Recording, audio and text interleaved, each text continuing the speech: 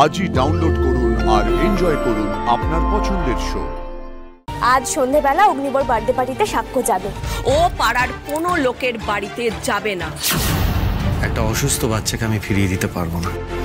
আপনার পুরনো বন্ধু সুমাল্য, হ্যাঁ, আর তার সাথে আরেকজন ছিল, দাঁড়ান, আবির বাবু। হ্যাঁ, আবির। হ্যাঁ, ওনাদের সাথে আমার দেখা হয়েছিল। আমি ফল কিনতে স্কুটিটা পার্ক করেছিলাম, তখনই ওনারা নিজে থেকে এলেন পরিচয় করতে।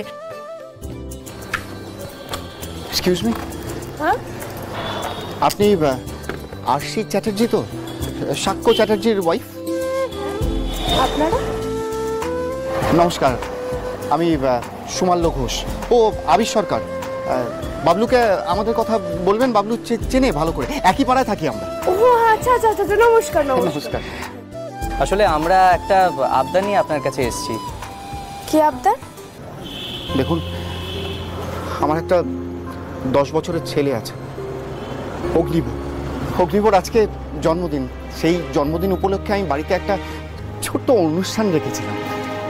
আমার ছেলে বাবলুর, মানে সাক্ষর খুব বড় ফ্যান। দেখুন, বাবলু যদি আজ সন্ধেবেলা একবার আমাদের বাড়িতে আসে, তাহলে আমার ছেলেটা বড়ই খুশি হবে। অগ্নিবকে আমার তরফ থেকে হ্যাপি বার্থডে জানাবেন। অনেক ভালোবাসা থাকলো ওর জন্য। কিন্তু আমি না সাক্ষর ব্যাপারটা কিছু বলতে পারছি না। দেখুন, অগ্নিব আর 5টা বাচ্চার মতো নয়। আসলে ও খুবই অসুস্থ আর থ্যালাসেমিয়া আছে। কি জানি, এরপরে হয়তো আর কোনোদিনও।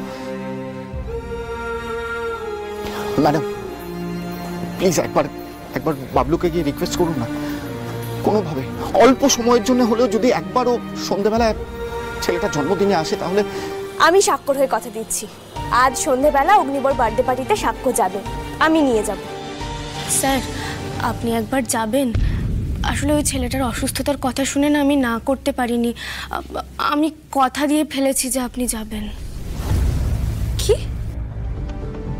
আমার ছেলে সাক্ষ্যজিৎ চ্যাটার্জি, ও পাড়ার কোনো লোকের বাড়িতে যাবে না, শুনে নিয়েছো?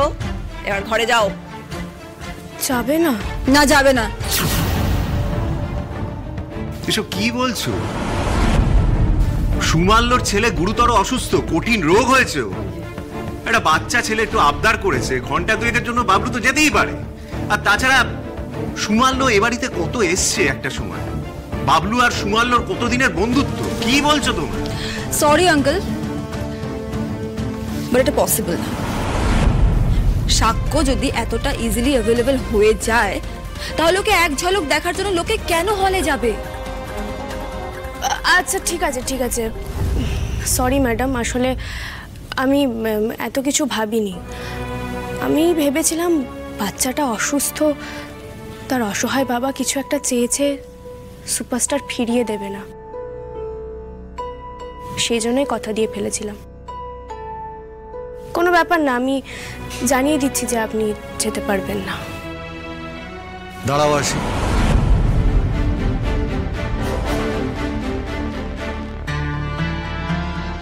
যত বড় সুপারস্টারই আমি হই না কেন, স্টারডম বাঁচানোর তাগিদ যতই থাকুক না কেন, একটা অসুস্থ বাচ্চাকে আমি ফিরিয়ে দিতে পারবো না। সুমাল্যর ছেলের জন্মদিনে আমি আজ সন্ধ্যাবেলা যাব।